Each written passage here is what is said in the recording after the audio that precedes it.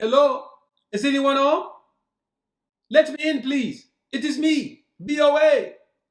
If you feel like boo boo in a relationship you in and you feel like boo boo, it's over, man. And you're going to have to find the strength to end it. If you don't, man, let me tell you something. Anytime you in a situation and you feel worse than you felt when you was by yourself, get out of it. It was wrong to start with. If something is wrong, then you can't make it right by staying in it, trying to work it out. Some things ain't meant to be worked out. Some things can't be worked out. So if you feel like boo boo, you got to slide out of that thing, man, quick.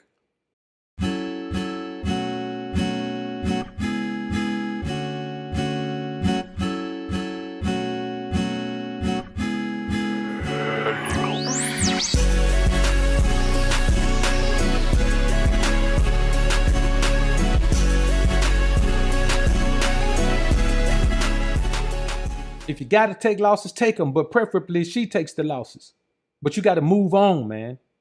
And that seems elementary, but you got to understand, man, many men are in situations where their lives have changed. They're not even focusing on what they need to do anymore, man. Their business is suffering. Their relationships with other people are suffering. Their health is suffering. They can't even get the proper amount of rest. You understand what I'm saying? They splurge eating and binge eating and drinking too much and smoking too much and doing whatever, man, and going to get with some little scallywag just so they can feel like a man's supposed to feel. But wait a minute, you don't need a scallywag for that. You got a woman at home.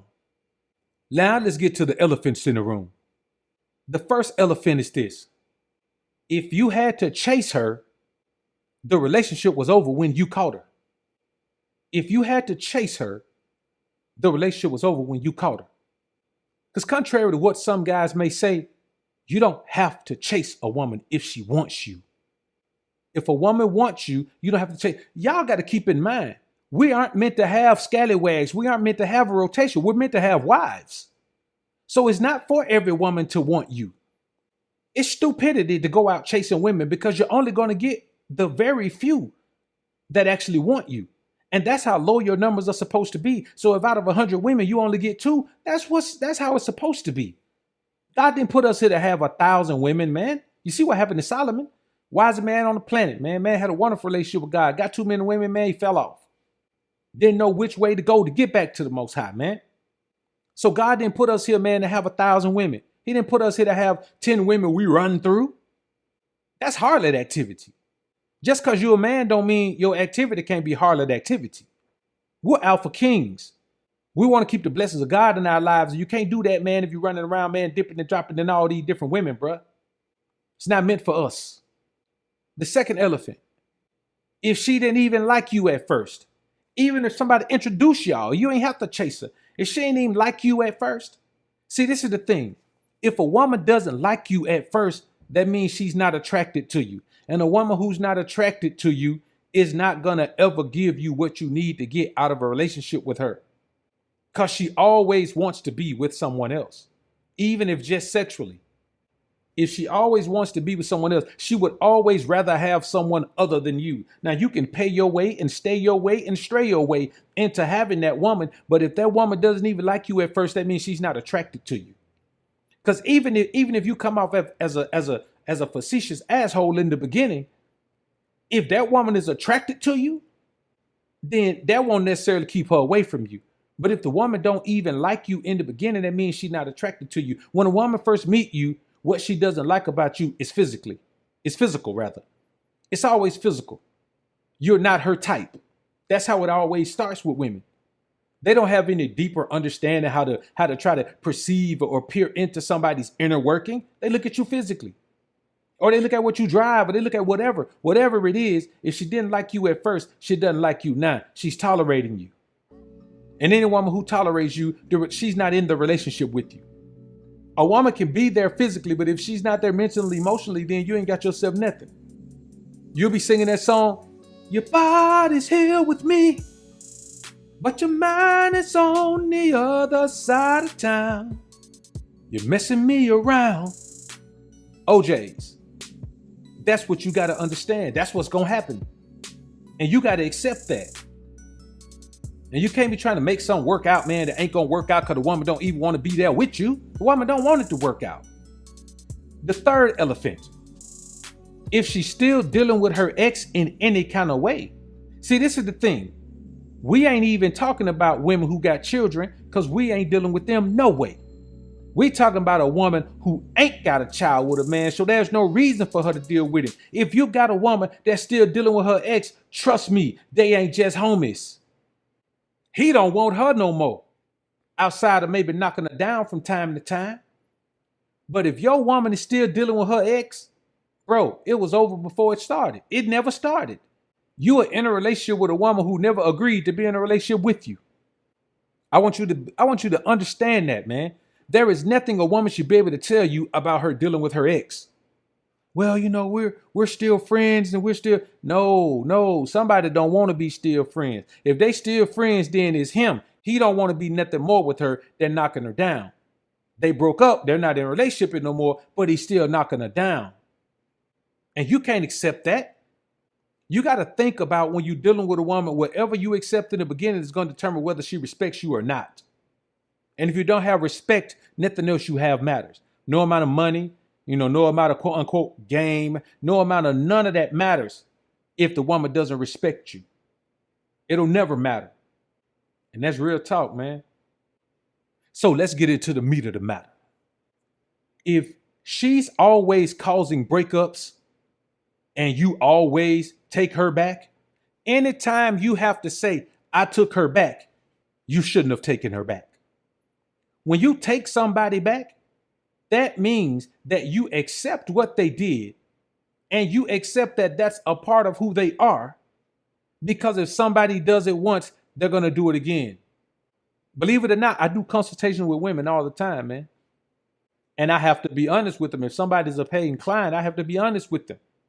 They're hiring me for a service, and that service includes honesty. And when a woman tells me that she with the same man and he's cheated on her 15 times, and every time he told her, 15 is just an arbitrary figure, but a lot of times, and he's told her every time that was the last time, he wasn't going to do it no more. He see the error in his way. He only want her. I just ask a question. Well, let me ask you something. Are you stupid or are you dumb? Because one of those has to be in play. And it's the same thing with you as a man. Are you stupid or are you dumb? Because her habits aren't going to change. Anytime you take a woman back, she knows that you'll accept it. See, what you don't understand about taking a woman back is when you take her back, that means that you forego, that you let something slide that you should never let slide. You should never let that slide. There's no way a man should let that thing slide. If it caused you to break up with her, to leave her alone, man, you can never take a woman back you left alone. Because let me tell you something. Let's say you find out she been with another dude. While y'all broken up, she with the dude. So not only was she with the dude and you find out, now y'all break up, you let her go hang out with the dude and do whatever she want to do, then you take her back. It's like a wrecked car. If you wreck your car and they total it out, guess what? You're not going to get that car back.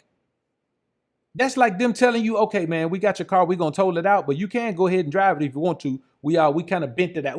We straightened it out enough for it to ride. It might hump a little bit in the road, but we straightened it out. Why are you going to take a wrecked car back when you got insurance on it and they should replace it? That's the same thing you're doing. You taking a spiritually wrecked, physically wrecked, mentally wrecked, emotionally wrecked woman back without her being repaired. Why? Because she can't be repaired. There is no repair for the broken woman. But she knows that you'll try. She knows you'll sit there like a shade tree mechanic up under the tree in the backyard with that car jacked up on them stilts, and you and that man trying to put a motor in the dark with a flashlight.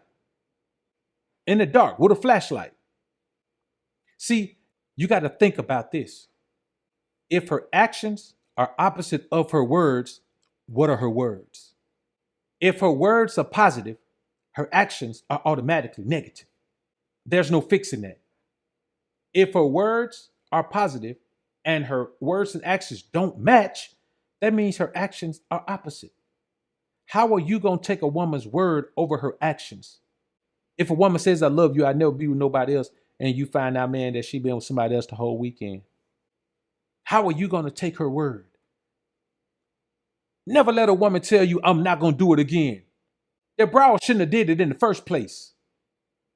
How you gonna let her tell you, I won't do it no more, baby, I promise. Okay, I know you won't do it no more, not to me. You might do it to somebody else, shout it, but you ain't gonna do it to me no more. You gotta know when to nip it in the bud, homie. And most men don't. They won't listen to their intuition.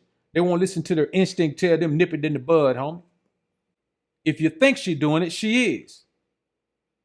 When you think about her positive words, if her actions are opposite, don't just look at that. Look at the fact that she's a liar, a chronic liar. If her actions say one thing and her words say the opposite, that not only is she a liar, but she thinks you stupid. Anytime a woman's actions are different from her words and she kept telling you the opposite words, that the words that are opposite from her actions, she thinks you stupid. Matter of fact, she thinks you weak. Matter of fact, let me tell you something. She knows you're weak. She probably telling her girls, man, that nigga, he ain't going nowhere. He don't want to go nowhere. Because she knows she got you on lockdown, homie. She knows she could do whatever, say whatever, and you ain't going nowhere. Why? Because she's already done whatever and said whatever, and you didn't go nowhere. You didn't go nowhere.